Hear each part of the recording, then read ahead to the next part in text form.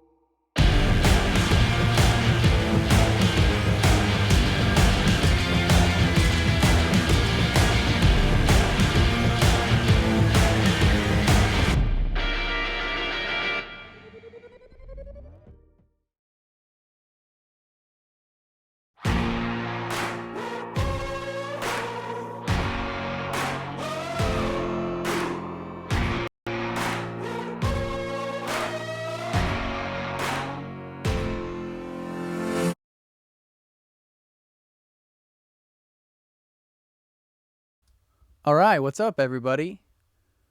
I think I got the audio up. And yeah, today is episode 1 of the Andrew Masters Show.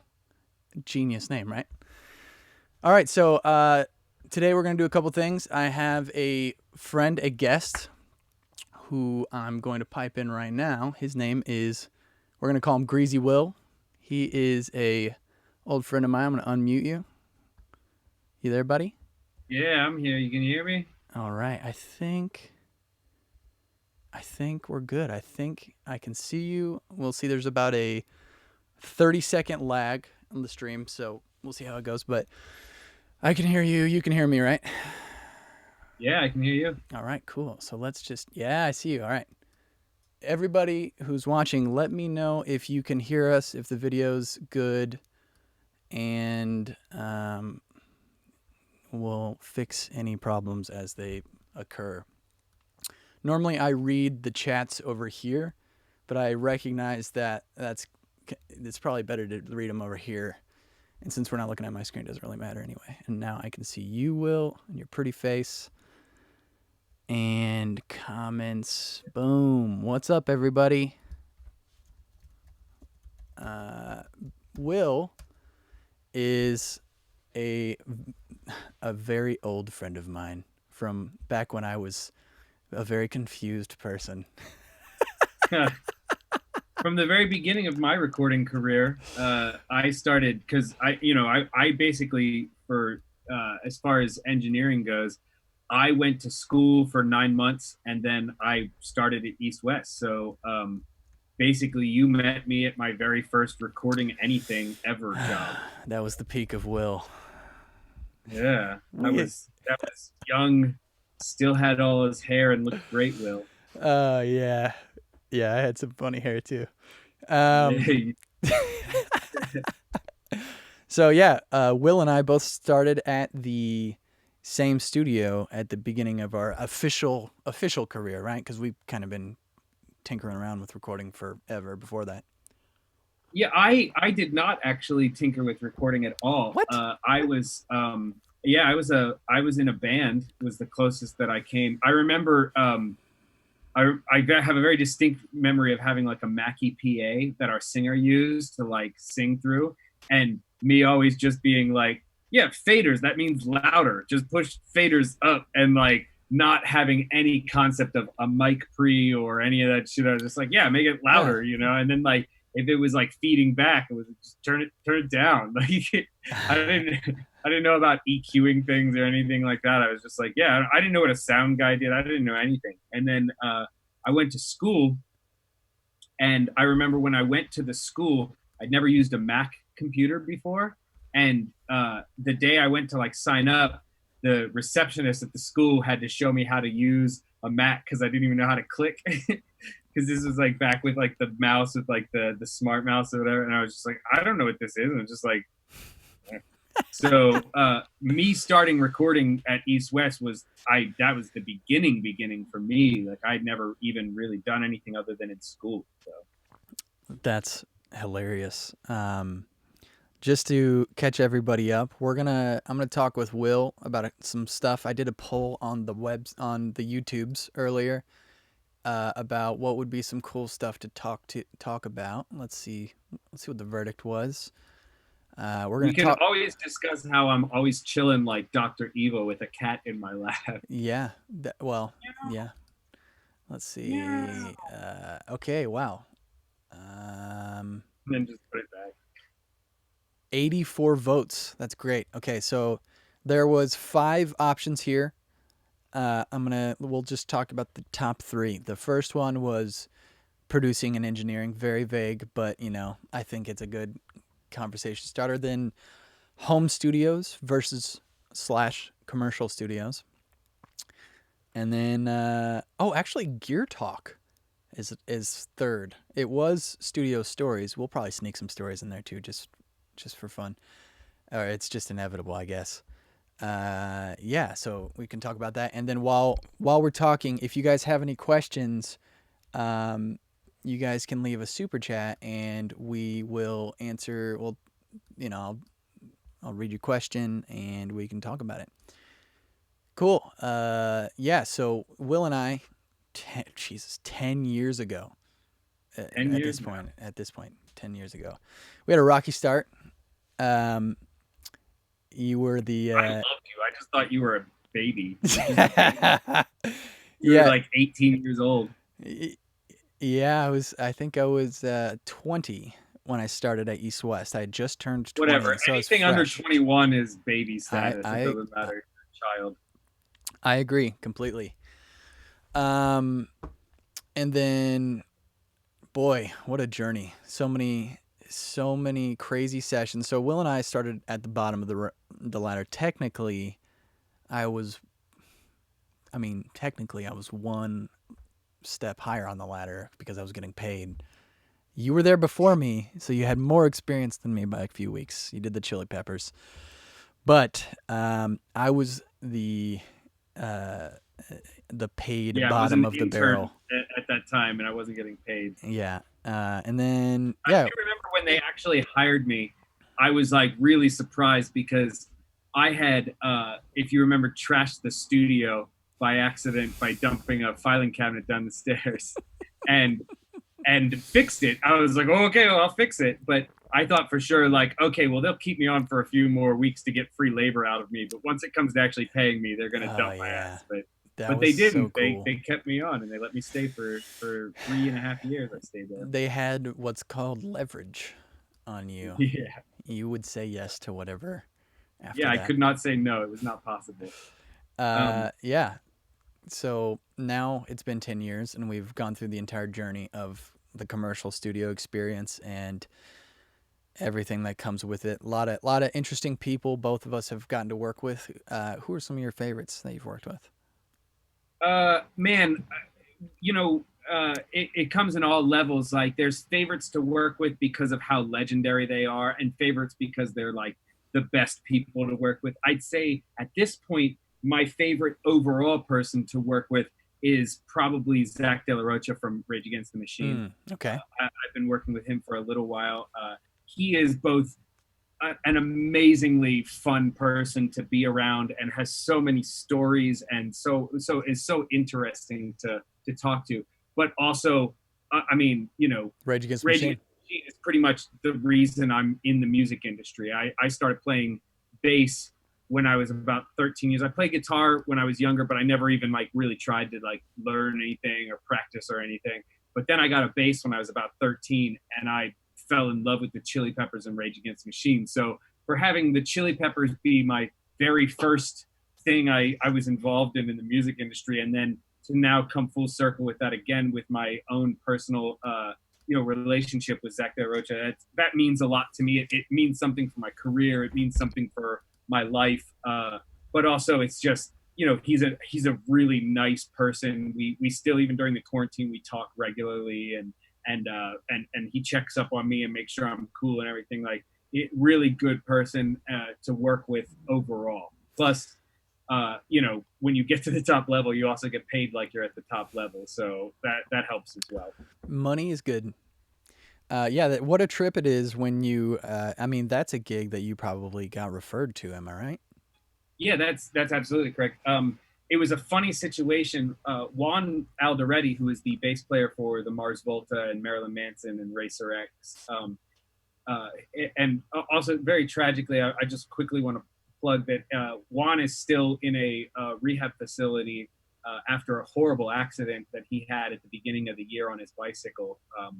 And he suffered brain damage and was injured really badly. And that it breaks my heart. He's such an amazing human being. A lot of those guys are really, really cool people. And he's been a really great friend to me and a good ally in the music industry to have. So he has a GoFundMe, I think, that's still active, that they're trying to raise some money for him to help with the cost of that. But I know it's like hard for everybody right now. So, that's it. But just to mention that offhand. But Juan hit me and said, "Hey man, I got a session over at my buddy Zach's house. Can you come and engineer? I think he needs an engineer." And there's a lot of Zachs in the world. I kind of thought he was talking about Zach De La Rocha, but I wasn't sure at all. Like, I was like, oh, this could be anybody. And Right. so he sends me an address for the day that we're supposed to meet up. And I'm just like, I'm the type of dude that if you call me and ask me to work, I say yes. I don't care about the situation. I'm just going to show up. And unless you're a horrible person, then I won't answer. Yeah. Or you're gonna charge more. He asked me to show up. He gives me an address, and I show up, and Zach De La Rocha answers the door. And I'm just like, whoa, And Yeah. we go into his back. He's got a very unassuming house. He lives in a really like normal, like 2-bedroom house in Silver Lake. Nothing very special. He's got a little studio in the back, and we went into the back.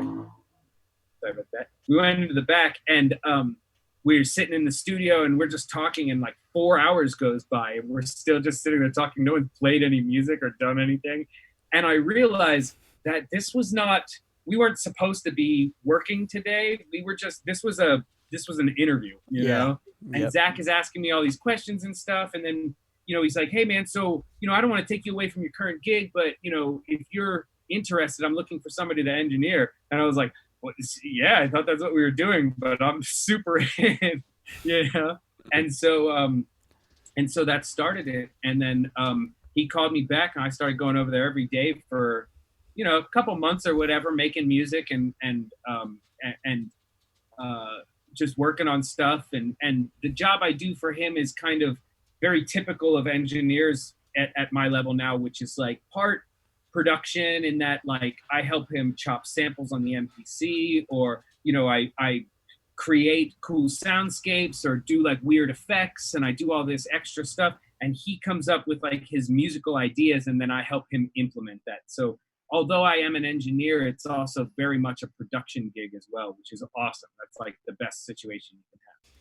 Yeah. Isn't it a trip to like? I mean, there's like so many parts of it that are trippy, but like just being put in a situation where you have this incredibly influential person who you look up to, and you meet them, but you're meeting them as like, all right, we're gonna work together now, and this is how Yeah, we're meeting. we're you either like me or you don't, and now we might be friends. Like, I always say, a lot of my clients I have long-term relationships with, and I'm friends with those people for like forever after that. Vic Mensa is another one that we regularly still just, even though we're not working together, we regularly talk and FaceTime each other. And before all the quarantine, when he still lived in LA, we would ride motorcycles together and hang out. And like, I was in his band, and like, it was just, there's a lot of parts that you become intertwined with these people in a very serious way. You spend 10 hours, 12 hours a day with Vic. I would spend the whole day, sometimes weeks at a time, we would spend just together and like not leave each other at all. And so you have to become close with these people, or else it's going to be the weirdest relationship you've ever had. Yeah, there's like, yeah, I know that guy, and then there's like, yeah, I know how that guy likes his breakfast to be made. Yeah, You know? yeah. uh, and that's such a weird, it is a really weird thing to go from, because like I'm not like, this isn't my lad. I didn't grow up in LA. I grew up in a small town in Pennsylvania outside of Philly, and I was really poor when I was a kid, and I didn't know famous people or anything like that. It's not like I'm just a normal dude that got thrown into a situation because he thought he could do something and nobody told him no ever. Yeah. So he just kept doing it until he got to 36 years old and talking to Annie Masters on the internet, you know? Yeah. Yeah, man, it's crazy. I can't. I'm trying to remember who like the first person that I was put in a room with that I was like, what can I get you coffee, or like you know, it's just Yeah. such an interesting thing. There's several sort of you know, most people I think are pretty pleasantly nice and good to be around and talented. I think most people, as far as successful people that you wind up working with, are. There's certainly a category that's not that category. That's more of a challenge and more, um, definitely more interesting. I actually made a video about one person who you for sure know. Brendan Decora used to assist all of his sessions, and this guy had a very popular song in the 80s that was not titled Father, but it was titled something else. And it was like a very big song. And anyway, long story short, this guy was a very interesting person. And you just like being locked in a room with a person who's, I'm trying to think, like he needed a talk back, like a 58 in the control room, like as the talkback that was just always open. So Yeah. if he was out in the room, he could hear what anyone was saying in the control room, Oh, because he right. didn't he thought for whatever reason he thought people would be, he just wanted to hear what are you guys saying in there, Yeah. and he was very how do you say, just he was over the top. And I remember an intern brought in his food, ordered food, and he said, I asked him where they wanted to eat, and said the control room, and the intern brought the food into the control room, and the dude just loses it, and he's like, he's laying into this intern, why, blah blah, the poor kid working there for free, bringing this dude his food on a platter with a silver spoon, literally, and Yeah. and the dude's like laying into him just for whatever reason, and I stopped him and I was like, hey, I don't be, this isn't on him. I told him to bring his food in here because I asked you, and you know that's what you said, so I brought the food in. And so he came over to me, he's like, oh, so it was you who effed up. And I was like, yeah, I guess. And he comes over, and he pulls a knife out, and he's like, you know what they do in Japan when you screw up? And I was like, at this point, my blood pressure is so high, and I'm just like, where is this going? And also, I know I'm Yeah, in the you cut right. their face off. What are you suggesting I commit hard curry or It, whatever? it, Like, it was just, it just was how the guy was. And he, puffs his chest out or whatever. I got no problem with it, but I was like, what happens? And he's like, you lose a digit. And I was like, all right, slam my hand down. I was like, pick one. I know I'm coming out of this ahead. yeah, yeah, I could lose a finger, but you'll lose your fortune, so we'll be good. Or whatever's going on. Yeah, dude, there was, I actually feel bad for the guy because he's clearly, got some issues and insecurities or whatever. And he gets to come into Studio 2 like once or twice a year, and he's got a poor engineer who's his whipping boy. And it's just situations like that you get at East West where you're like, show up for work and they're like, hey, you're working with this guy today, and you're like, oh. So I was in a so my very first two sessions, I had both different types of odd personalities, but not like that. They were different. First session that I had, and I was just talking to Candace about this a little bit ago. The first session that she put me on as like solo assistant, you're flying with the birds today, was John Bryan. It was 2 weeks with John Bryan. Yes. John Bryan, for anybody that doesn't know, is a producer who has worked with Kanye and Fiona Apple, and he's an amazing musician, one of the most talented and brilliant musicians with the best ear you could ever imagine. But he's a little bit insane. Like, he wears the same clothes every day. He shows up at the studio at midnight and then leaves until 4 a.m. and then comes back and works from 4 till noon and then leaves and then comes back at 4 p.m. It's like he does crazy things. But nice guy, really nice guy and everything. And also, I didn't know who he was. If I'd known he was as big of a legend as he was whenever we first met, I knew people were like, oh, John Bryan's great, but I didn't know who he really was, you know? So it wasn't as big of a deal. And it didn't strike me as like, oh my God, this is terrifying.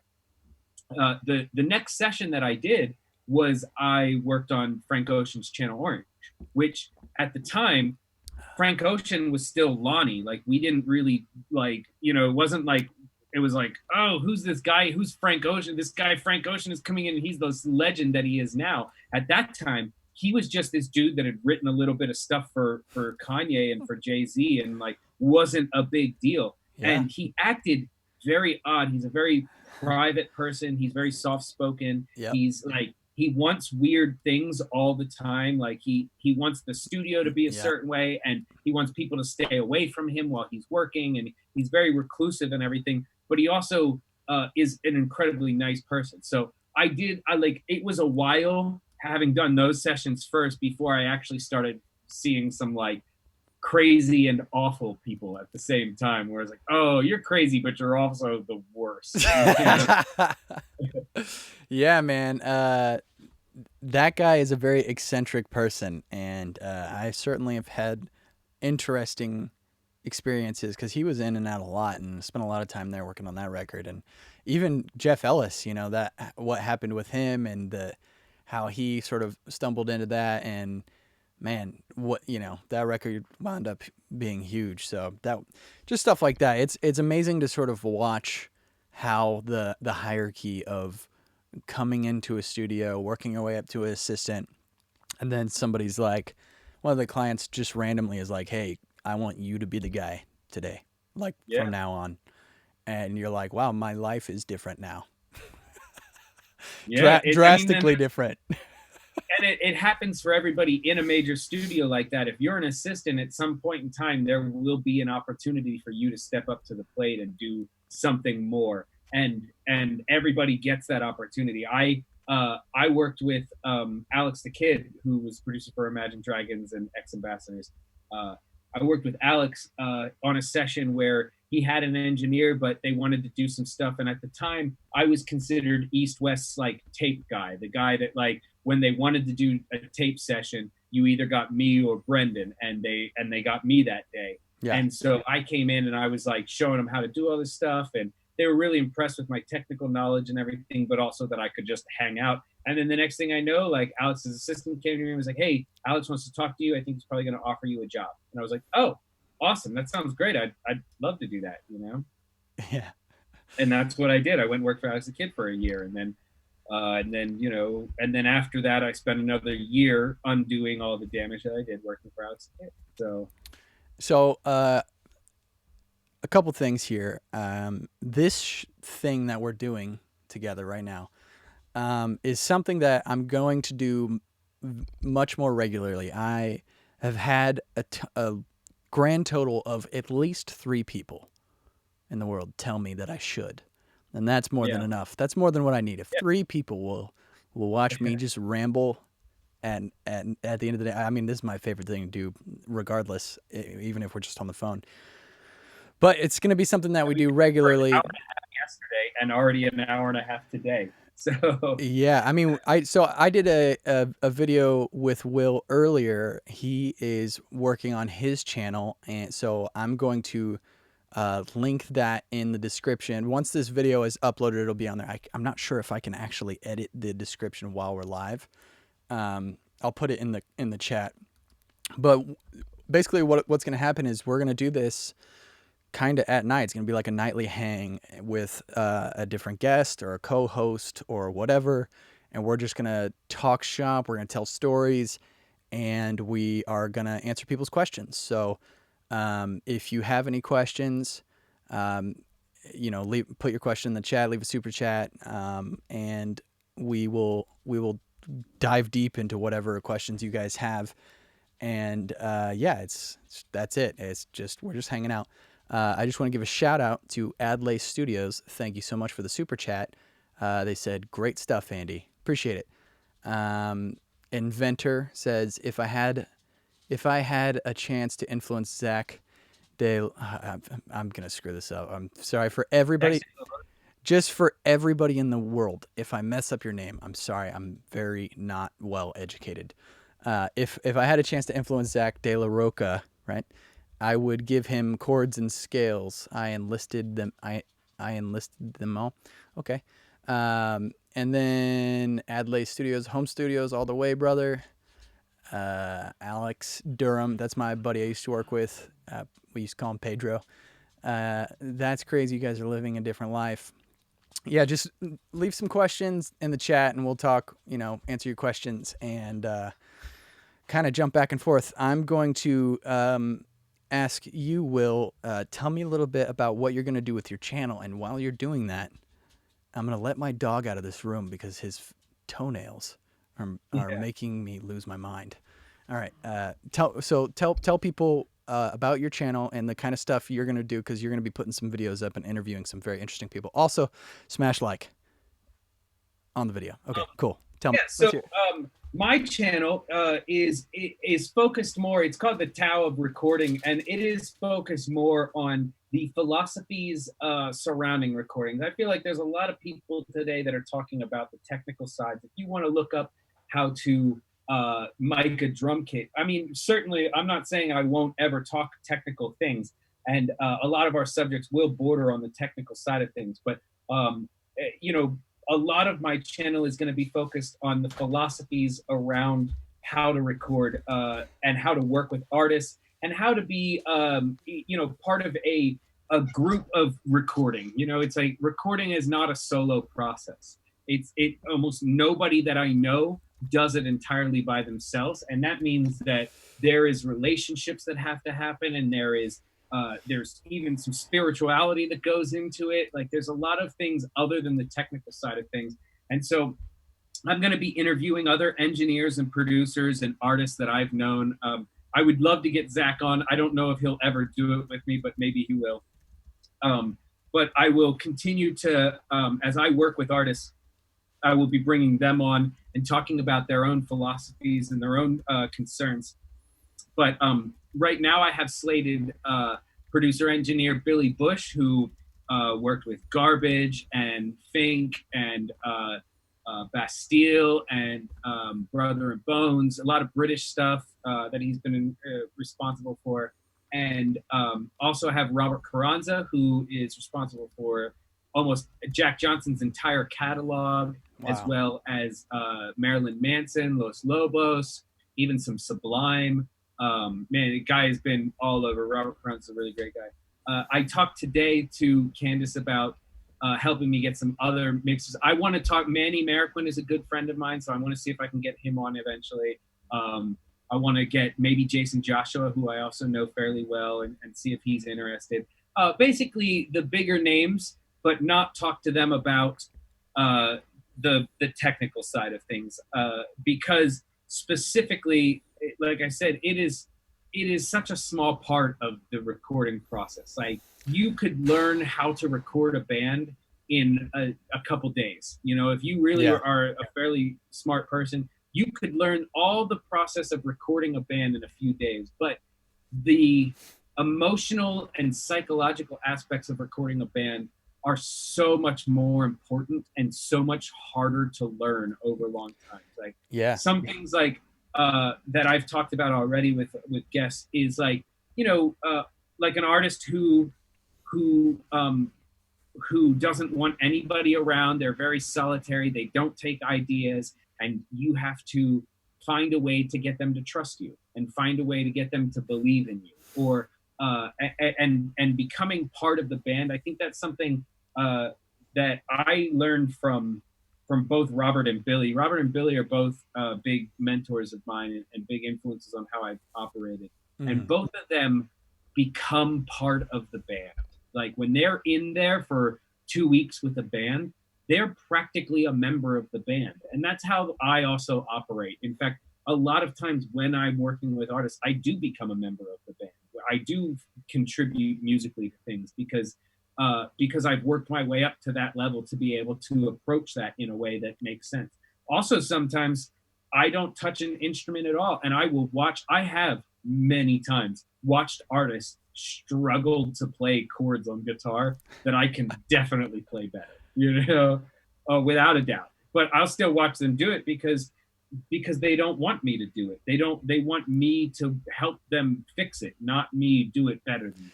That's not what they're looking for. So there's a lot of psychology that goes into creating music beyond the technical side of it, and even like how to like how to hypothesize even just approaching that situation. Yeah, when I talk to people about, especially younger guys who are trying to figure it out and just like come up with some sort of plan, uh, we as engineers are obviously interested in the technical part. That's what's cool, is saying like, wow, I can do this and it makes this thing happen. That's really cool. And we all like that. And that's really fun. However, for working with clients and doing work that you're going to be proud of, that portion of what you're doing is kind of like, I would say maybe 10%, maybe 15%, technical capability. The rest of it is, can the people, can you hang? Can you hang in the room? Do people want to hang out with you? And when you're in a room with an artist or a client, someone who's spent all this time and energy on their music and is very connected to it, and they're singing for you like right in front of you, like that's a pretty personal thing, and you got to be able to be right. I mean, you got to be right in their ears, literally talking with them between the takes, and you're reassuring them, and basically, so that other 85% is sort of like you're a psychologist a little bit, Yeah, and a babysitter, yeah. and I a talk about mom and that a a dad. lot. I talk about that a lot about the connection between an artist and an engineer, and um, uh, how to bond with somebody, because you you have to be there during their most exposed moment. Like anybody that's ever sang in public and had somebody else insult the quality of their singing knows exactly how it feels to not be good or not do something well. And like even really great artists, I've worked with some of the best vocalists in the world, and some of them have moments where they don't sound great. Like they got to warm up and they got to get into the zone and like perform for the microphone. And if they're not comfortable, you won't get a good performance from them, like even Truth. if they're good. Or similarly, if you can't get them what they want to hear in their headphones, they can't perform well because they're not used to hearing it the way that they're hearing it. And part of that goes right back. It's not technical. Yeah. Technical is like, okay, is everything going to the headphones? Yeah. Psychological is how do I get them to tell me what they want to hear in the headphones so that I give them the best mix that they can get so that they perform the best. Because Yeah. some people want some people, even though they may be the best artists in the world, they might not know about reverb and delay and effects and stuff like that, and they might not be able to vocalize, my voice needs more compression, and that's the problem. Yeah. So you have to figure out what it is that they don't like without using words that are common vernacular for engineers. And Yeah. that is all psychological. That's all trying to figure out like how to operate and how to communicate with somebody that's different from you. Yeah. It's like juggling. you're also a juggler because you're juggling, the situation you're in, the goal of the day. I at the end of the day they need this thing, so I have to make sure that we get this thing done and done right. And then there's like also just the situational awareness of the whole thing of, specifically when it's there's high stress sessions, and then there's like real low session or low stress sessions. And yeah, that being able to Yes, just be scoring aware sessions and are manage always all of that is the majority of the gig. Being able scoring to, sessions are always high stress gigs every time. yeah. I've never been on a low stress scoring session. I'm gonna real quick. Let's. There's some questions Yeah, here. I wanted to, before we read them, I wanted to put Michael Freeman on blast here. When he got started at East West, Michael is a super talented kid from Mississippi. Went to Blackbird Academy here in Nashville, and then moved to like Dwayne L.A. Allman. Yeah, and then moved to L.A. as a intern or a runner, whatever. I don't remember what he started, but he started like hanging around with me like pretty early on because he noticed that like guys like you and I were just always there. Yeah, Even after we were done, we wouldn't leave. We'd still use rooms. But he was helping me out. He was thirding on a string session, and I was running the computer and the Pro Tool session, and we got the spinny ball, yeah, and a scoring session. You got a bunch of people in the room, man. You got the conductor, you've got the film yeah. producers, the directors, the music supervisor, the engineer, the producer, all of these dudes, a lot of people, and All assistants and all staring that. at that spinning beach ball. No, they're mostly they're not paying. They're all doing stuff, but Yeah. Michael, bless his heart, was right over my shoulder and saw that spinning ball, and started panicking verbally out loud, and I was just like, shh, it's gonna be okay. Like, we're gonna work this. I'm like, ask if anybody needs anything. See if we can get, because we weren't rolling yet. It was Yeah. like right about to roll, and the computer basically crashed, and we had to like shut down, restart. And I was like, just distract everyone and make sure that they all have drinks and everyone is not looking over here while I turn the computer off with the cable in the back. Yeah. But just like, not panicking. But, that is the exciting and horrible stress that comes with, like, there's like, wow, we're using a C12 on a big orchestra. That sounds really great, but that's like we're not even thinking about that. You're like, oh no. Yeah. Okay, some questions here. If you guys could do me a favor, hit the like button on the video. It helps out the channel tremendously. Thank you guys so much for doing that. Here we go. Jake Cook. Do opportunities like the ones you guys were presented with at East West still exist?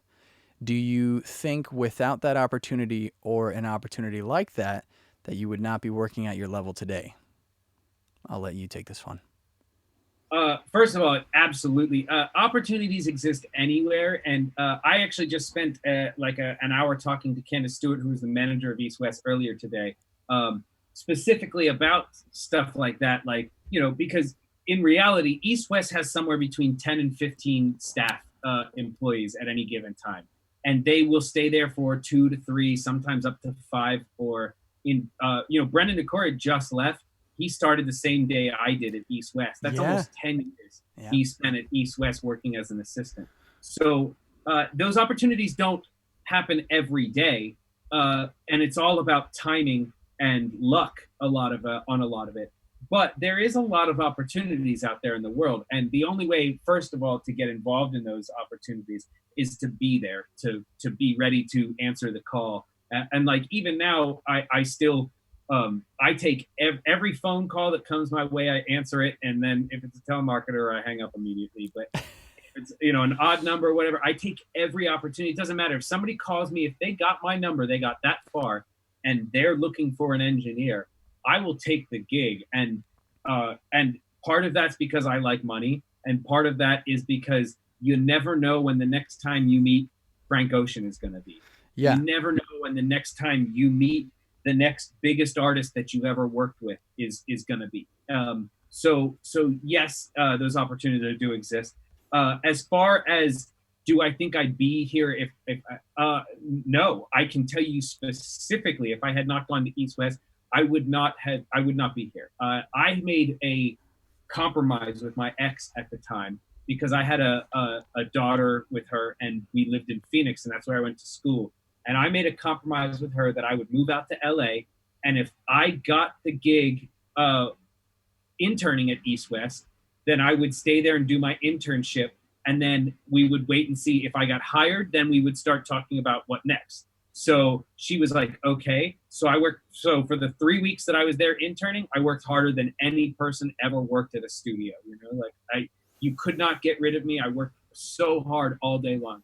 And then 3 weeks came and went, and then East West offered to hire me as a runner. And so I told my ex, I said, hey, they offered to hire me. I want to talk to you about it first and see what you think. And she's like, well, this is a great opportunity for you. So if you become an assistant in under 6 months, then you can stay there and we'll move out to California. But if you are not doing that, like if this is going nowhere, if you're just getting people food for 4 years, like that's not going to work for us. Like we can't operate like that. And she didn't really believe that this was a real career at that point. Like I'm not going to say she wasn't supportive, but she didn't believe in the career as much because like she had a mentality of like if you think that you can succeed at this, why isn't anybody else doing this? Like if you can just go to California and start working with major label artists, like why doesn't everybody just do that? And I was like, I don't know. I have no idea why everybody doesn't do this, but it seems to work out for me, so I'm going to do it.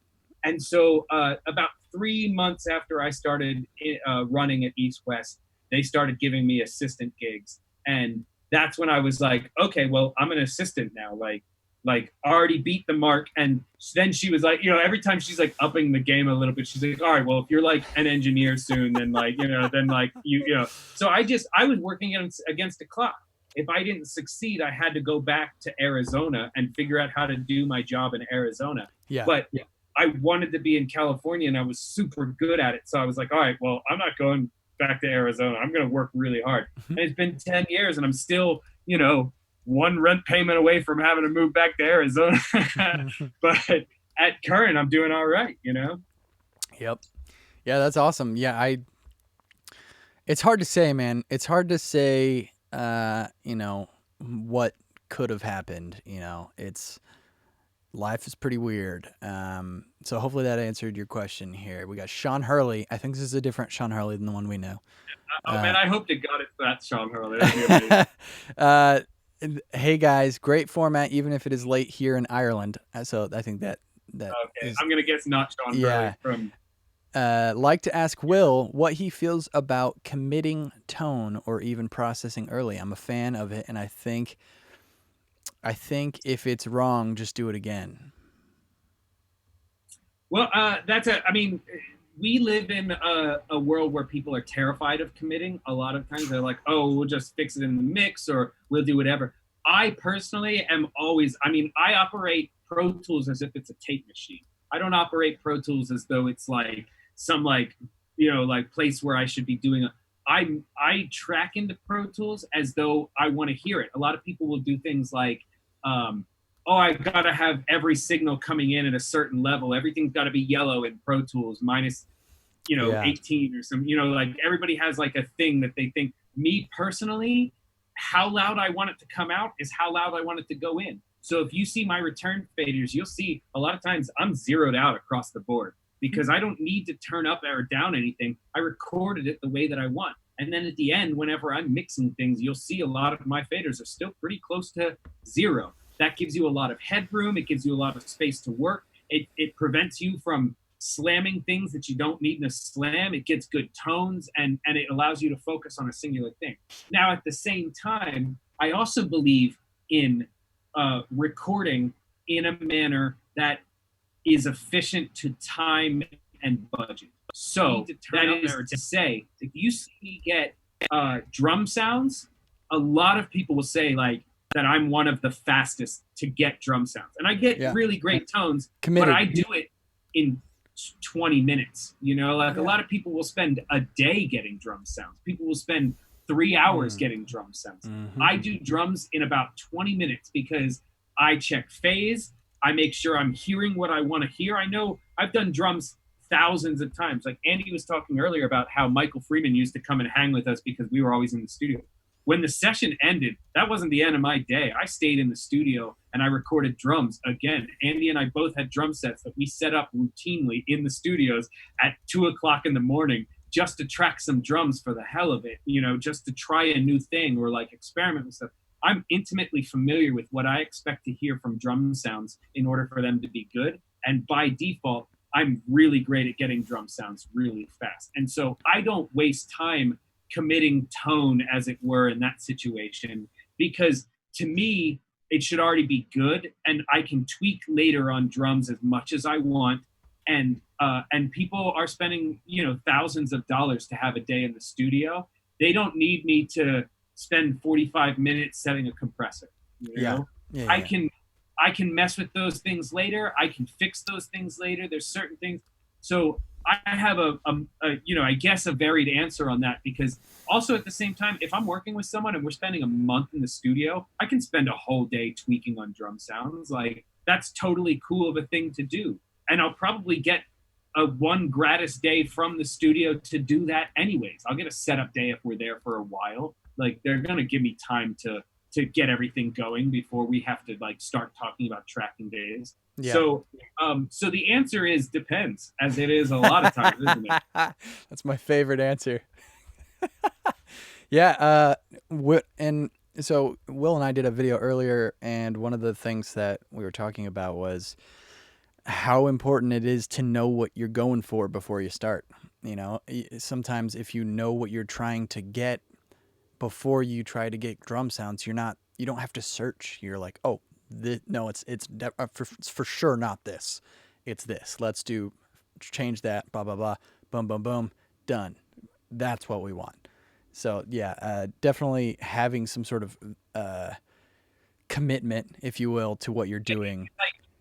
It's like in the example of tracking drums. If I know a metal drummer is coming in and we're doing heavy ass metal drums, then I'm going to go and I'm going to say like, okay, like a beta or a 421 might be my kick in mic. Yeah. But then if we're doing something more chill and relaxed, maybe I'm going to use a D12 because that's got a softer, warmer tone to it on the kick drum.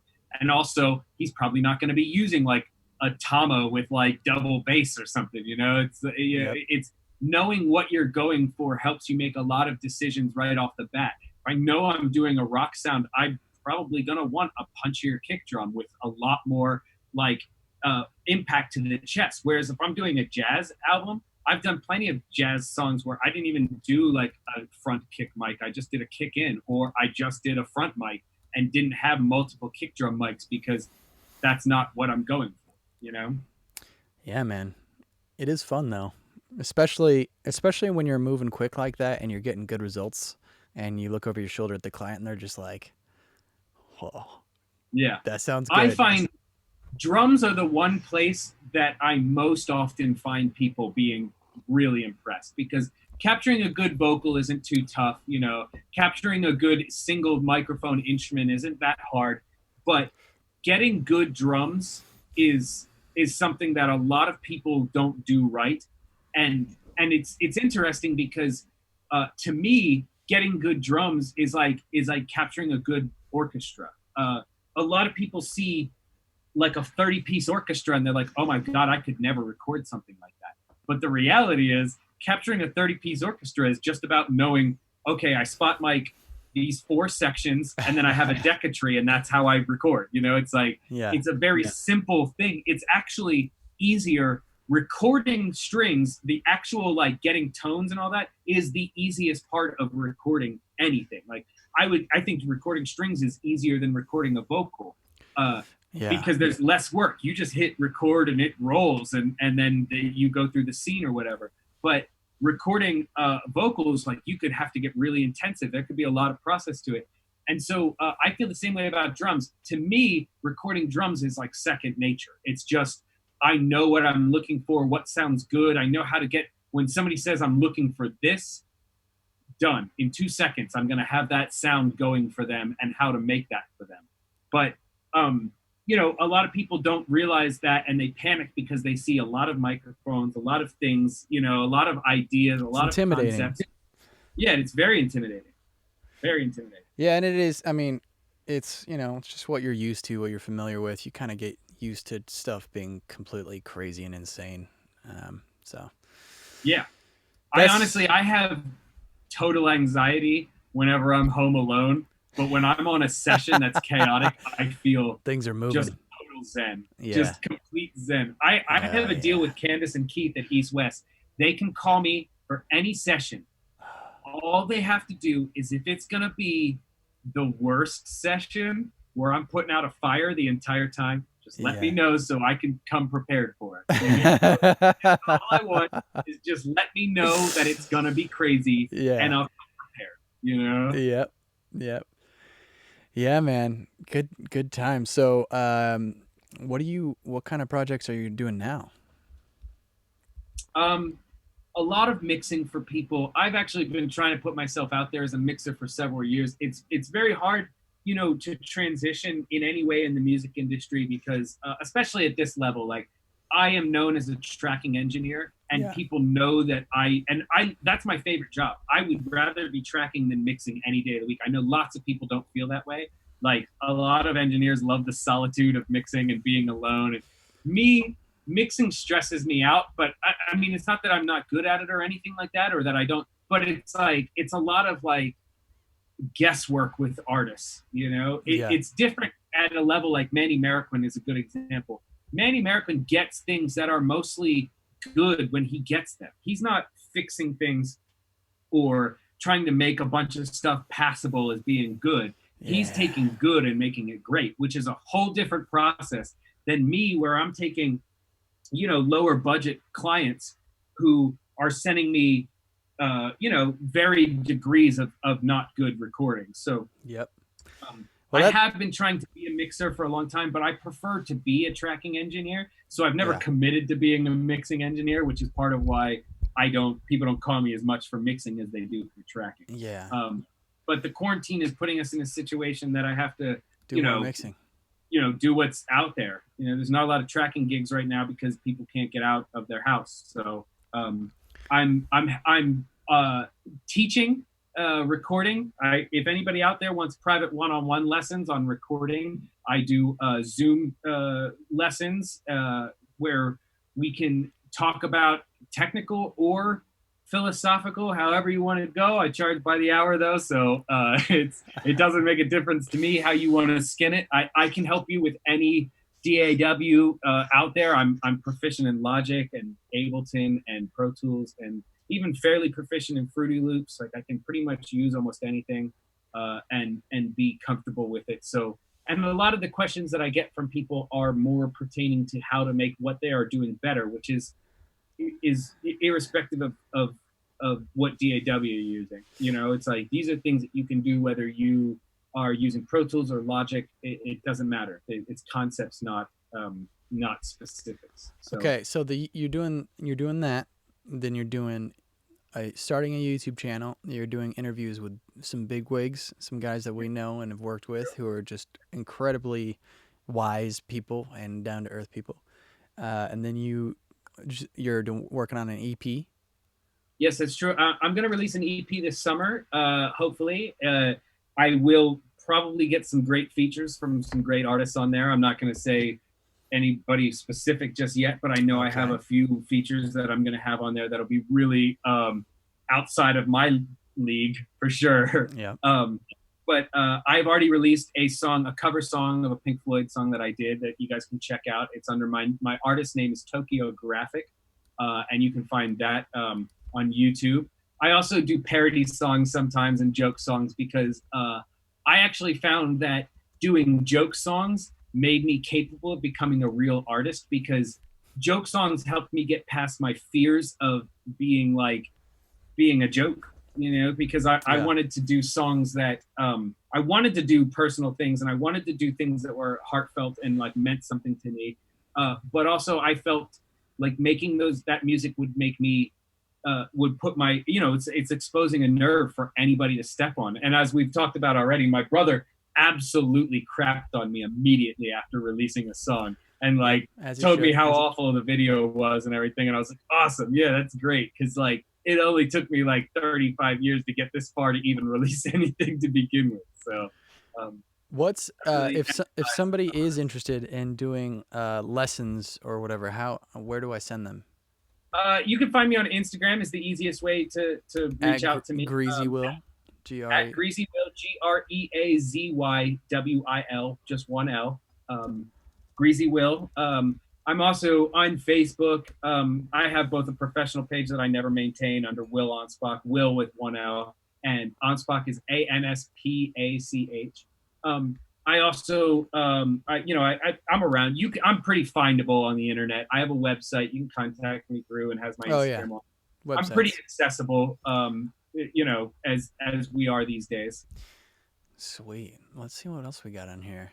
Yeah, we got any more questions? I could Yeah, ramble. there's let's see. Andrew, how was your venture into the live stream, loopback, audio hijack, etc.? Yeah, man, yesterday was tricky.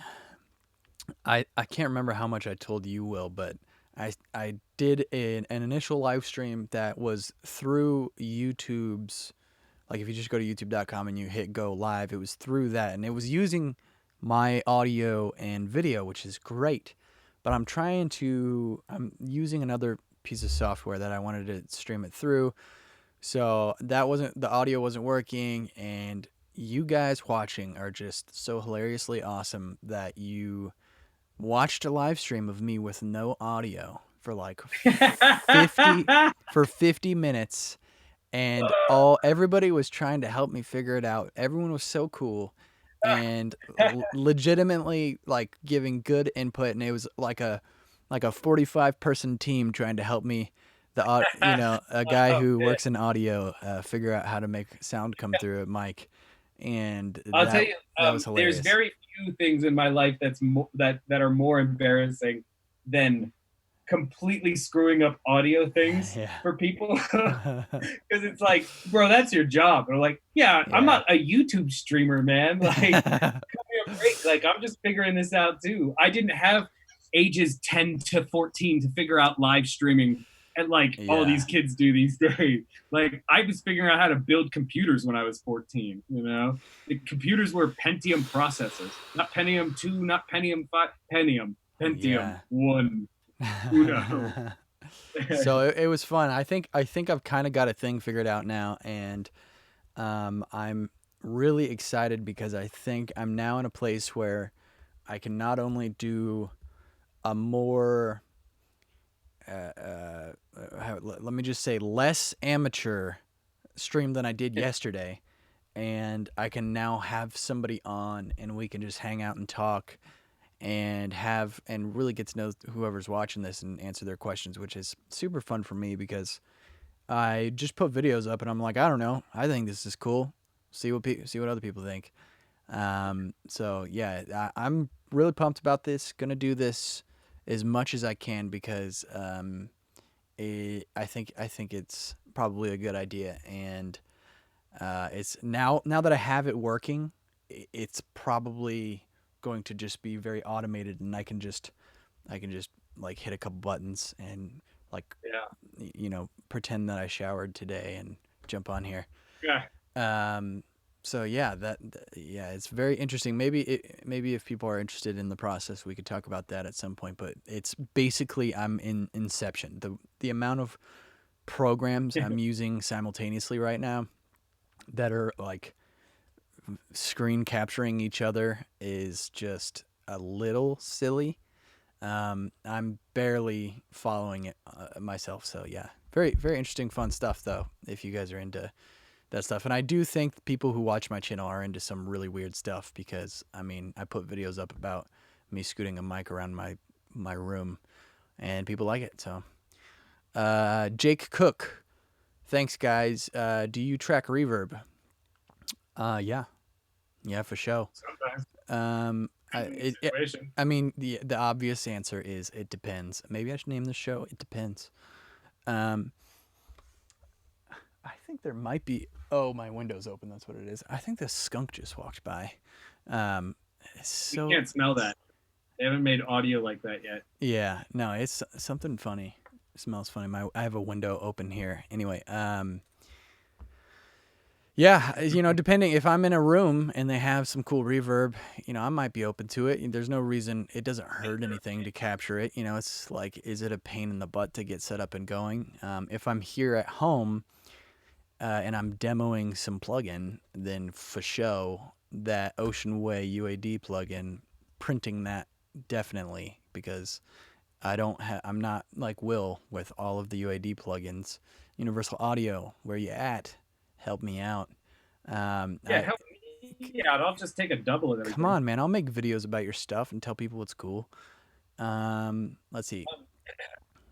Real quick on that same subject, I will also say one reason that I don't record reverbs a lot of times is because I know that the lack of permanence in whatever I'm doing. There may be a comp that happens still, or they might do overdubs, and tracking reverb becomes a moot point at that point because it's like we're not they won't be able to use the recorded reverbs because they're not going to match up to the vocal takes or whatever it is if Yeah, they that becomes a overdub. pain in the butt. So if I know an artist is likely to do that, then I'm gonna use a reverb that I won't put myself in that position. I won't use an analog reverb because I won't be able to recreate it later if I need to. What do we got here? Alan Hunter. Pound sound from the desktop mic stand sometimes. Yeah, for sure. Yeah, I just have a mic stand sitting on my desk like a noob. And when I do this, it's very loud. Sorry about that. Uh, Leave a super chat and I'll buy one of those fancy podcasting stands. But until then, it's gonna be a little boomy from time to time. Maybe just don't have your hands on the desk, I can't, man. bro. I'm a very handsy guy. I like to. That's why I lean back so I can hands. I like to be right up in people's grill. Okay. Let's see.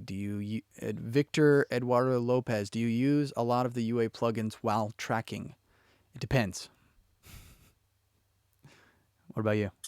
I don't typically use a lot of them track. Only maybe if I'm doing a vocal and I'm not using a good chain outboard. I don't even really honestly, to be really fair, I don't use a lot of UAD plugins in general because I can't handle a lot of UAD plugins, even though I have them all. Yeah. You can only get away with using so much, even with a satellite and all the extra stuff. So I don't use as many UAD plugins at all. I use specific ones all the time. I use the Neve 1073 plugin a lot because I love the high shelf on that. Yep. I use the Cambridge EQ a lot because it's the most similar to a GML in my opinion, and I really love a GML, so I like that. I use some delays and reverbs occasionally, but mostly I try not to use the UAD stuff. One, because not everybody has it, and if I need to send a session to somebody, they won't be able to recreate what I do. And two, because the system resources. So just to be fair, they were asking, do you like record through them while tracking? So I am Will and I basically are living the exact opposite life as far as engineering. I'm in the same room. All of my stuff is going through the same mics to the same inputs. It's set, and I have templates literally when I track. It's so awesome. It's like the console, the UAD console, being able to save, like when you get sounds and just hit save. It's like being able to do an instant recall on a Neve, or whatever. So I'll occasionally use record through stuff. It's usually I'm recording the Unison pre's, and then I'll have like a little bit of a 1176 on like a kick or a snare top or something like that, but it's very minimal stuff. And yeah, sounds good. I don't even think about it at this point. The console stuff, unless I'm really seeking out a specific sound, then I'll start changing some things. But now when I'm doing videos and I'm jumping on this mic, I don't want to have to like get the same level for the same mic to talk over and over and over. So you just make templates and sort of repeat, save time. Jake Cook, could you say a rough percentage of the time that you quantize drums on a major project? I'm guessing it depends. I get this question about quantizing so much. People who watch my stuff and comment on my videos are very polarized on editing time, Like whether it's on editing drums, huh? even like MIDI piano or whatever, or drums, just adjusting the time of a performance. People are just, you don't do that. It's robotic, or or the opposite. Like all in. It's just like, it depends. It depends. What are you doing? I will say, I mean, of course, it depends on the quality of.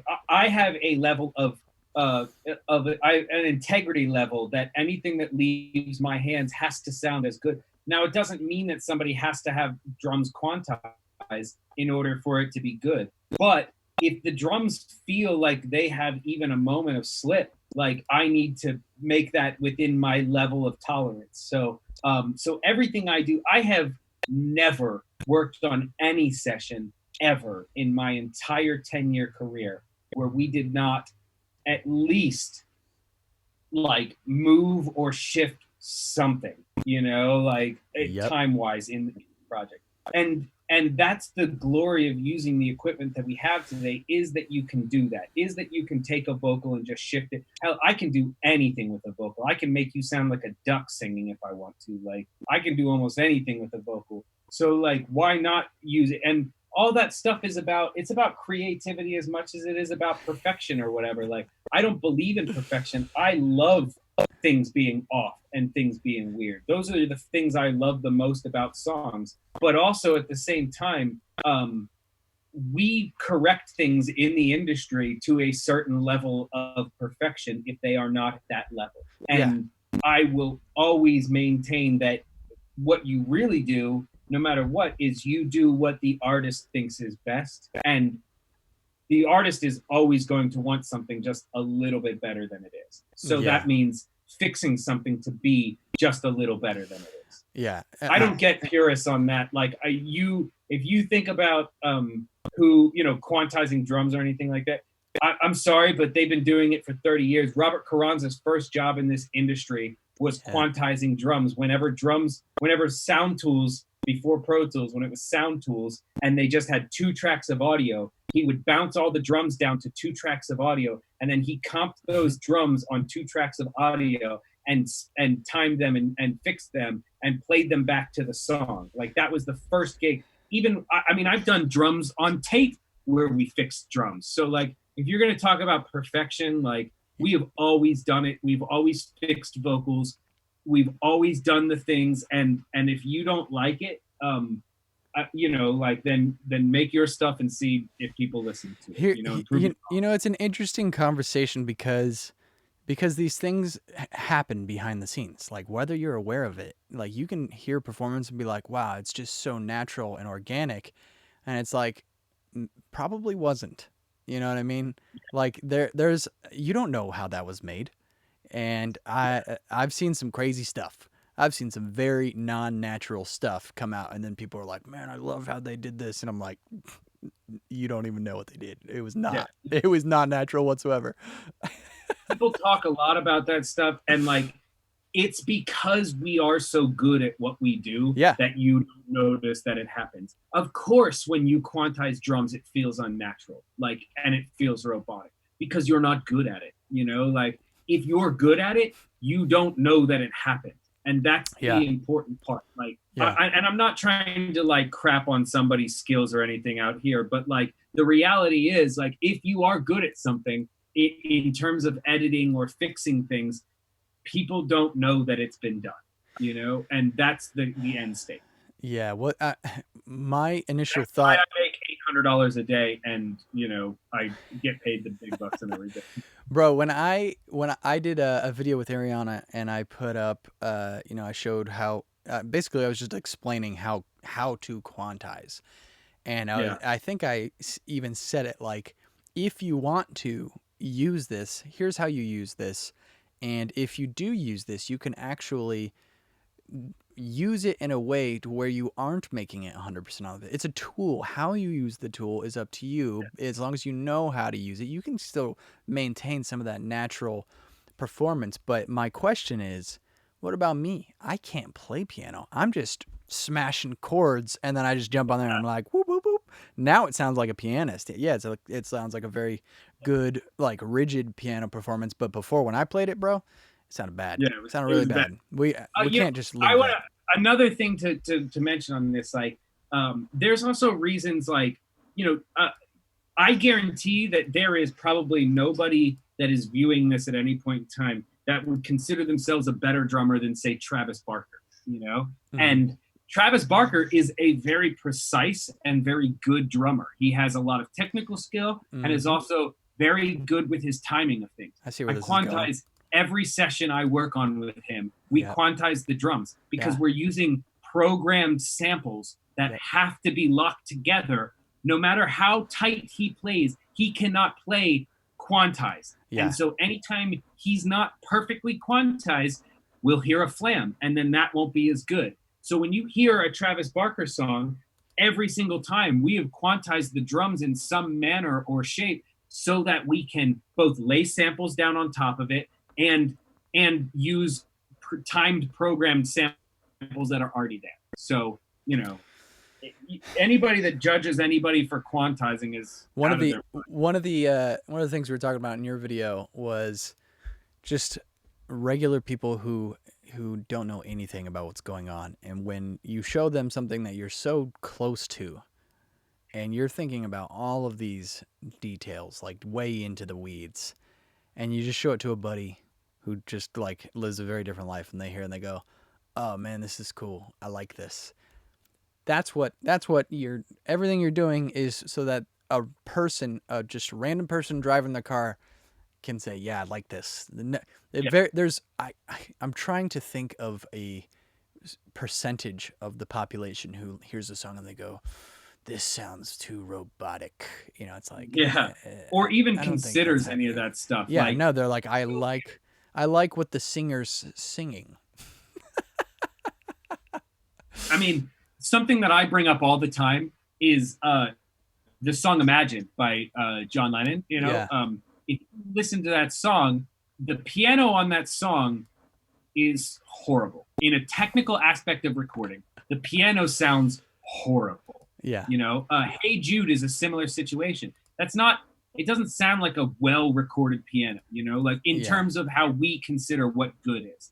And in comparison, the Hey Jude piano is the same piano as Bohemian Rhapsody.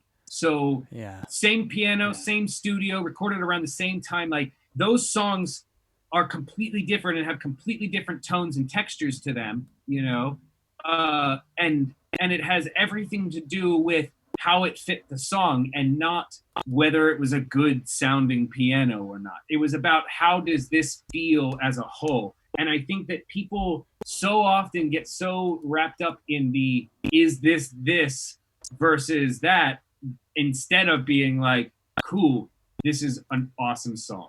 Right. The song is good.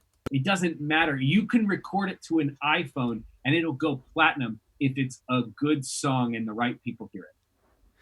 Yeah, I totally agree, man. It's and I'll talk a little bit about this more tomorrow, but the switching the hat from engineering to like grabbing the steering wheel as the producer on a project really puts engineering into perspective. Like when you're in control of the outcome of the entire project, I mean, you're definitely holding part of that steering wheel as the engineer, but the producer is saying, like, is making much, instead of, I think the example I use is, is this the right kick in mic? That's sort of where the engineer can be. And the producer's more like, should we even use live drums on this song? Or even more macro than that, he's saying, should we even do this song? Yeah. Yeah. So I think we're in agreement on this, that the more you look at the bigger picture the more you sort of like, for me now, my impression of an engineer before I had ever produced anything was like extremely. So it has to, you have to be like absolutely amazing. It's incredibly, qualified, have all this experience. Now I'm just sort of like, the engineer's job is to take what I put in place and not screw it up. Like if you get a great set of drums and a great drummer, now the pressure's just on the engineer to not screw that up, because, I know those drums sound good. I know that room sounds good, and I know that drummer nailed it. So if it does not sound good, it's your fault, buddy. So Yeah, I'm not screwing it up. Candace and I talked about that earlier. Like a big part of this job is not screwing this up. Like yep. if you get into East West and you're working in East West, you should be able to not screw this up. Like that should be the one thing that you have going, is that like it's gonna sound good. It may not be what they wanted, but it'll sound good anyway. Yeah. So yeah, just big picture, But I guess it all, again, it all depends. Somebody said the Victor Lopez, it depends show with Andrew. Love it. I like that as well. That's my answer for literally every question of all time. Jake Cook, love that answer. Is exactly how I feel, but awesome to hear it from you guys. There are guys from your realm. This guy Jake Cook, interesting dude, has a bus type situation, truck thing. I forgive me, I'm Is not this remembering. is he on Reddit? Because I believe I saw somebody recently post about how they have a recording bus, and I was like, "What an interesting Oh, okay, prospect." yeah, and yeah. Well, I don't know.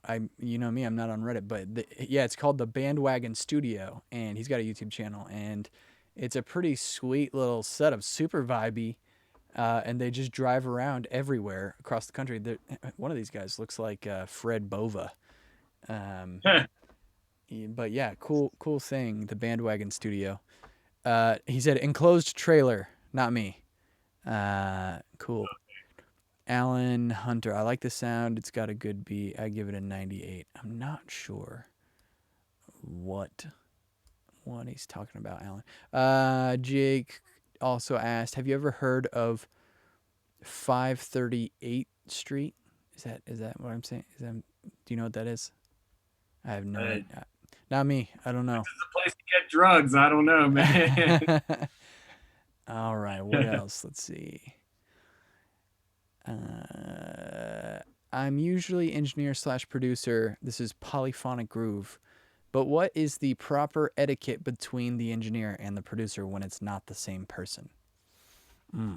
Well, the producer is the boss. I mean, yeah, this is a simple chain of command question. Like the producer's in charge, man. Like Yeah. if you undercut him, that's bad on you, and you're a bad engineer. Even if I have worked under some of the goofiest, dumbest people that have ever walked this planet and consider themselves a producer, and I have sat there and eaten it and taken it with a big grin on my face, because at the end of the day, your job is not to deal with that. Your job is to engineer. So I'm a military guy. I was in the Marines for 5 years, and to me, there's a chain of command. You follow the structure, and the reason that exists that way is so at the end of the day, if somebody hates what's going on, you're like, talk to that guy. He's the one in charge of that. I'm in charge of getting it into here. He's in charge of making sure that's how it goes. So I think that gives you, embrace it. It gives you a chance to not be responsible for something when it's not good, and so yeah, chain of command, man. Uh, Somebody, inventor said checking battery cam level. Yeah, I'm watching this battery. This is interesting. I'm sort of, this is episode 1 of this thing, and I'm testing a lot of different things, trying to figure out how long can I go before this battery dies, before I need to buy a second battery, so we can just be excessive and really get into it and pull up some sessions and stuff. But yeah, so far so good. Only half the battery used. I'm amazed that there's as many people in here that have been in here this whole time. You guys are so awesome. So thank you guys, and also thank you for hitting the like button. I can see that you guys have done it. It helps tremendously. Go over to Will's channel at, let me see, I got it here. It is Will. Oh gosh, I'm just gonna copy and paste it because you don't have the custom URL yet. Um, Yeah, and I'm literally just setting up. So all you're going to see is my Tiger King parody video, which is hilarious, and also a dig on Moscow Mitch. But by all means, go and check it out. all It's right, pretty hilarious. so let me. If you hate Republican politics or enjoy Tiger Kings, you will find something for you.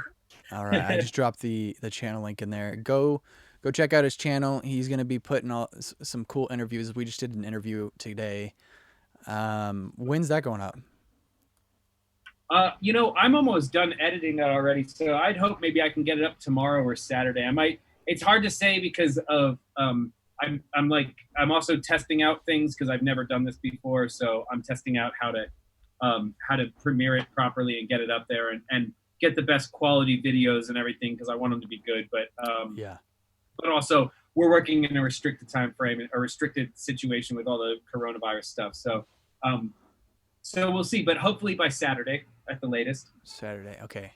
Cool. I'm looking forward to seeing that. I'll share that on my channel so other people can see it too. Yeah. Yeah. The YouTube thing is fun, man. I've in May 31st is gonna be 1 year that I've been doing this semi seriously. I think it's since the 2020 happened. I've began taking it a little more seriously, but it's a fun thing to obsess over. You can ask my wife. I am beyond obsessed. Excuse me. Okay, let's see. Patrick McInnes. EQ plugins versus compressor plugins. Which one does a better job emulating the hardware? I I don't really know. I haven't shot out a lot of plugins versus the hardware. I've done shootouts with, like, I have this Warm Audio 273, which is like these 1073 mic pre's, and I did a pretty thorough A/B with a pair of 1081s, which is the same pre. It's got like a 5-band EQ on it, but I just shot out the pre's, and it was nearly impossible to. I couldn't tell which one was which. There was a little bit of a difference as far as there was one of them had a little, like, the smallest, tiniest bit of high end more than the other one, but it was so close that I said, if this is even like oh, these are very different. Like, if it's even kind of hard to tell the difference, then this Warm Audio is definitely worth it, because I mean, it's $1,000 for 2 channels, and 1081 is $4,000 for 1 channel. So yeah, done deal, much better. But as far as the plugins, I haven't really done any shootouts with the plugins and stuff. If you guys could just all email Universal Audio and tell them to give me all of their plugins for free, then I will make all those videos.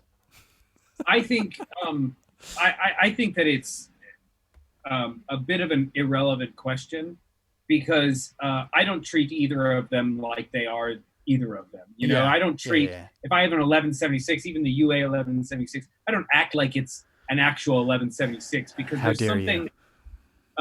there's something that's really important to throw in here, and it's something that I think about all the time. East West, every single room has at least 3 1176s in it. Yeah, they all sound different.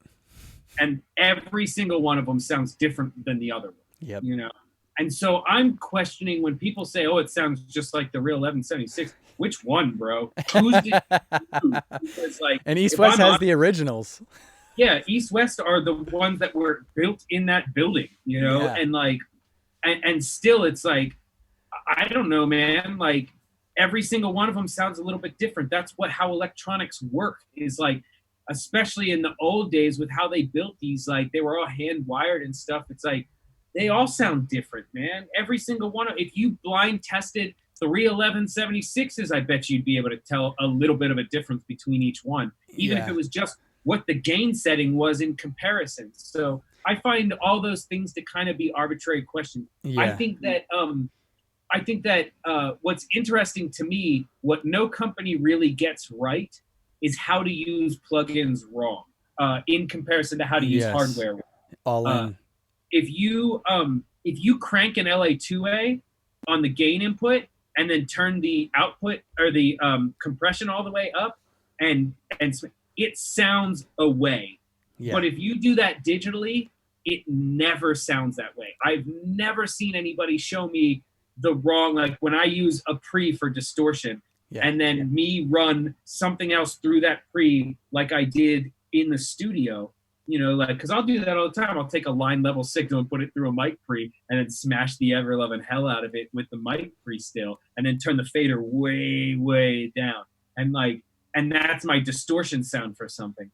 And I have never seen any plugin that sounds like the real things do whenever you use them wrong. Using them right, that's irrelevant, because it's like, just make it compress the way you want it to. Use the right compressor and have it compress. Use the right EQ with the right bands, and it'll do what you want it to do, probably. But like, use it wrong. That's where the interesting stuff comes So from. I kind of pointed this out. I bought a Warm Audio makes a 87 clone, and I bought it and I was just so pumped because I wanted a like that type of mic. You know what I mean? I wanted a better large diaphragm condenser. I knew going in, because of what you just said, that it's not going to sound like an 87 because it's an impossible thing to do. I remember Lawrence and I put up all of the 87s and all of the 67s in Studio One, and he just walked by all of them and said, check 1 2 check, and then he went to the next one and said, check 1 2 check, and I was dumbfounded. I was like, these mics, none of them sound the same. There's 6 87s, none of them sound the same. The 47s, U47 number 4 sounds nothing like U47 number 2. Two completely different mics.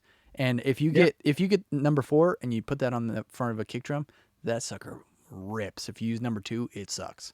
And they're both, however many $1,000 mics. So it's like, which one is the right one that you're cloning? Are you cloning 2 or 4 or 3 or whatever? It's like, just at the end of the day, you just want a good version of what that's supposed to be.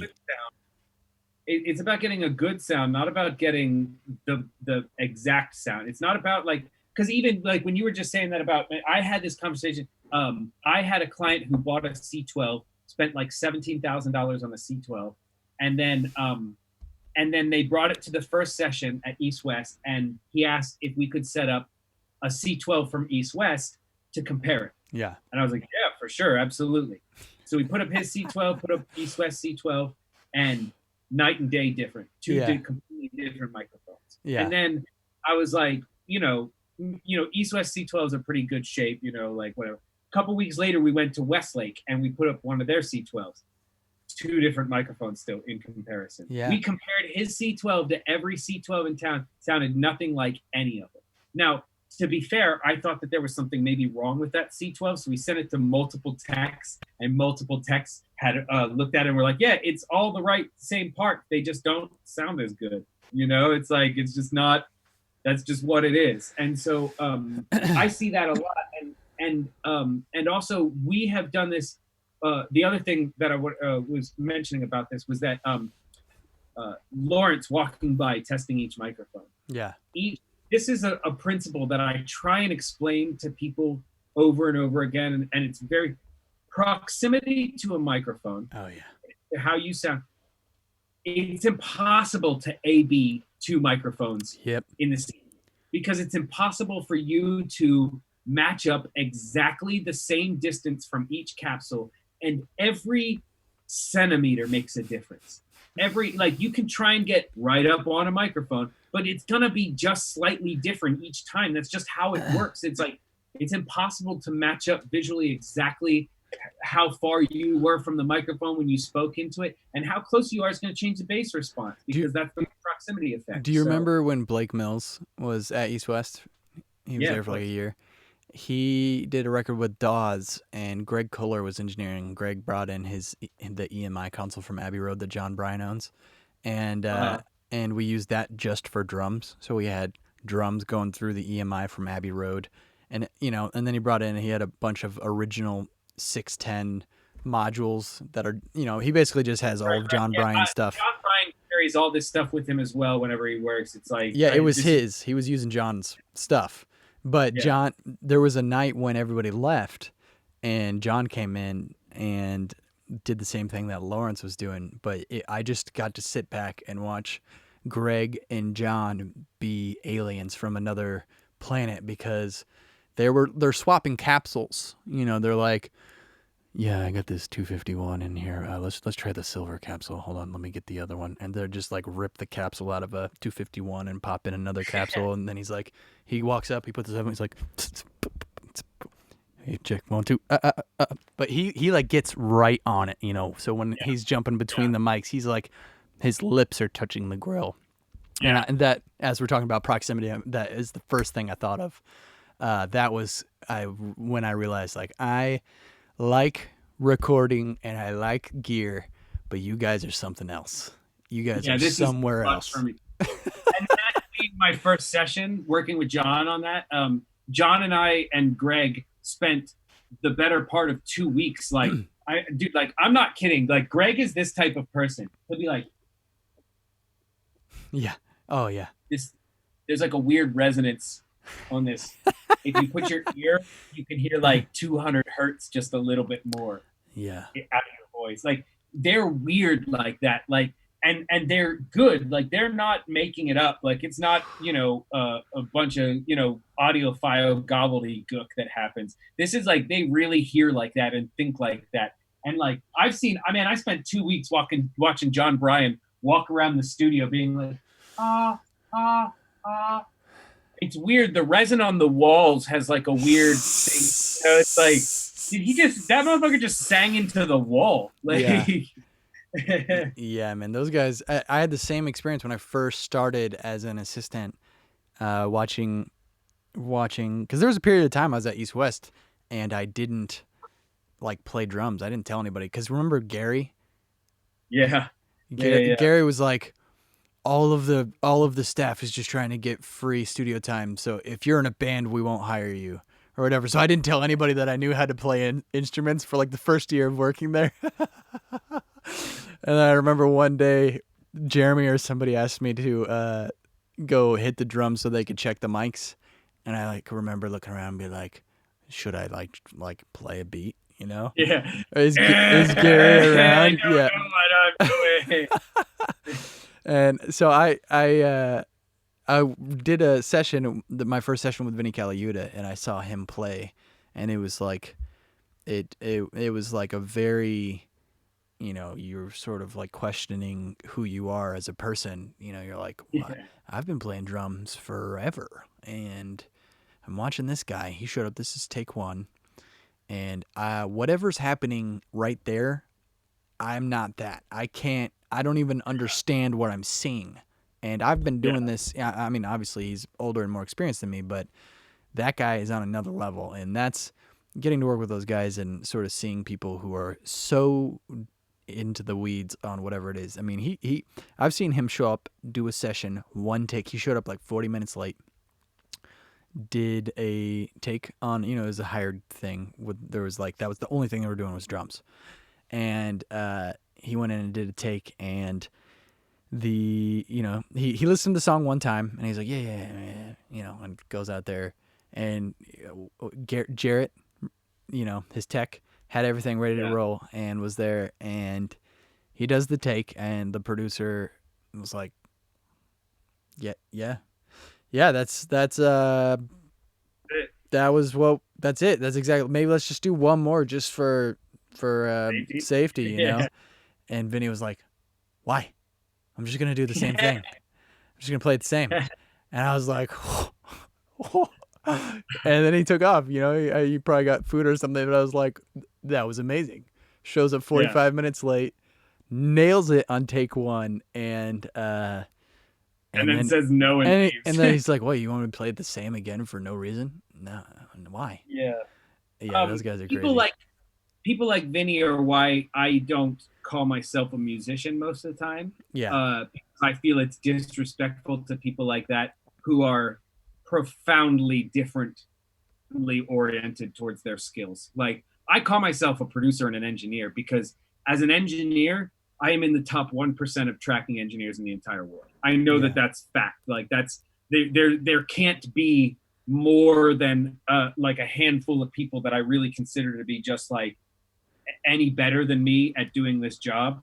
Uh, but uh, but when it comes to bass players, like Yeah. I'm not even on the chart of people who are capable of playing bass in comparison to like, you know, like Travis Carlton or fucking, you know, or Juan Alderete is a great example. That guy, he plays like 64th notes on a bass, like Yeah. at like at like 140, like, you know, like his hands and fingers speed was so fast, like people can't play like he played note for note with Paul Gilbert in Racer X. Like that's like another level of good. And the dude can't even read music. Like he's just like, yeah, I just do it. You know, I don't know. Like those people feel music in their soul more than I do, and I can't even consider myself the same person as that. You know, Yeah. I'd never call myself a guitarist because Andrew Sinowek exists and he's stupid good. Or what's his name? George Deering or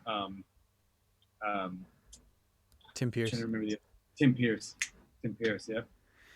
Yeah, man. It's very humbling to say the least. So I'm. It's tough because as an and we'll wrap this up here.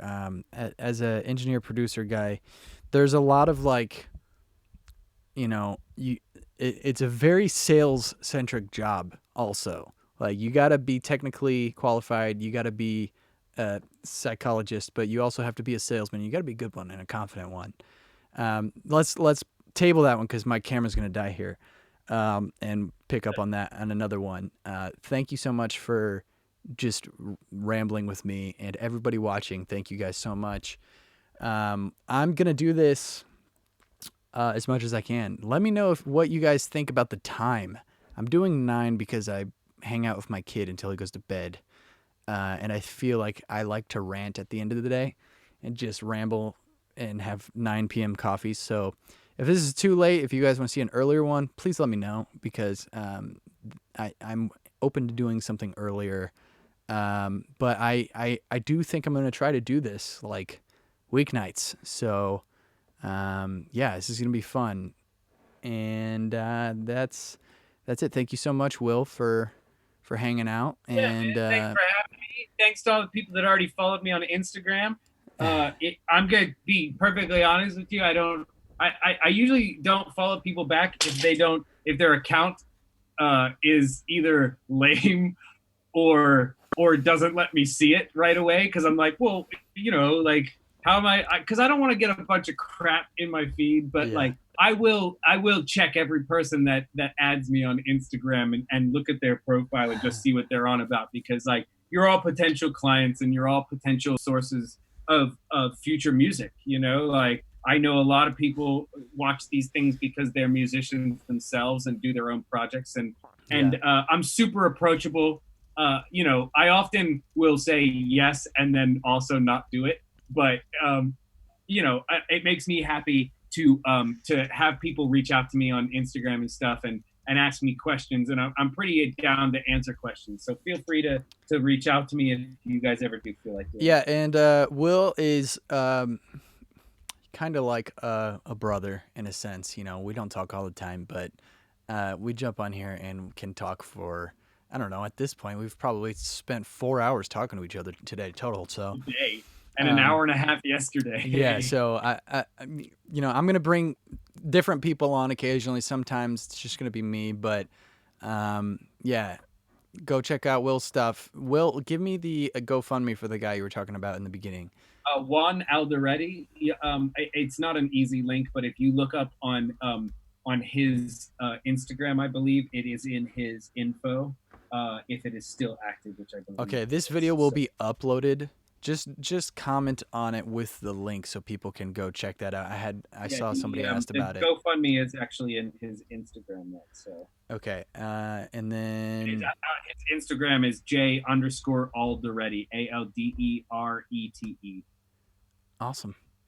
Thank you guys so much. This is a lot of fun. I'm gonna really get like I'm an obsessive person and I'm obsessed with YouTube.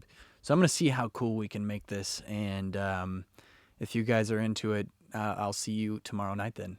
And thank you again, Will. And we are going to hang up on this thing once I figure out exactly how to do it. I think I do this. Boom.